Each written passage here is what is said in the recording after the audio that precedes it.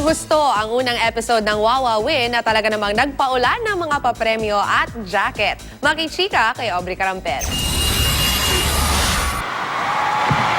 Handa na ba kayo? Ramdam na ramdam ang Wawa Win Fever sa pilot episode kahapon ng afternoon game show sa Kapuso Network. Ang audience halatang na-miss ang host nitong si Willie Revillame.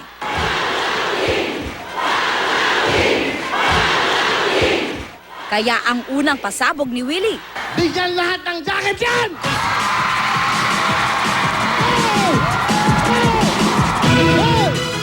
syempre hindi nawala ang mga pakulo na tatak Willie, tulad ng kantahan at sayawan.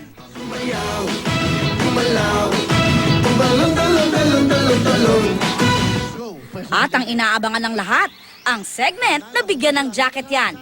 10 contestant ang binigyan ng jacket. Sa loob nito ay may tanong na kapag nasagot, ay may katumbas na premyo. Bukod sa jacket, namigay din si Willie ng cellphones. Marami ang tumutok sa Wawa Win na sinimulan sa engranding opening number na kinunan sa tuktok ng Will Tower. Si Sir Willie po, paborito namin. Sa 2 taon po malungkot kami. Bira po kami manood ng TV. Pero nung announce po nga abangan ang GMA, araw-araw focus po ang GMA. Lahat pong anak ko, 7 po may TV, tinext ko, abangan nyo dyan kami. This is a very important event in my father's life, so I'm very, very happy for him. I'm very, very proud.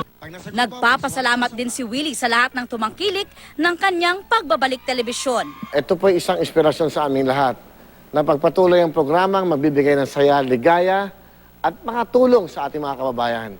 Paalala naman ng pamunuan ng Wawa Win, hindi kailangang pumila para makapanood. Tip kasi at hindi live ang mga episode nito. Mag-email lang daw sa wawawin2015@yahoo.com para ma-schedule.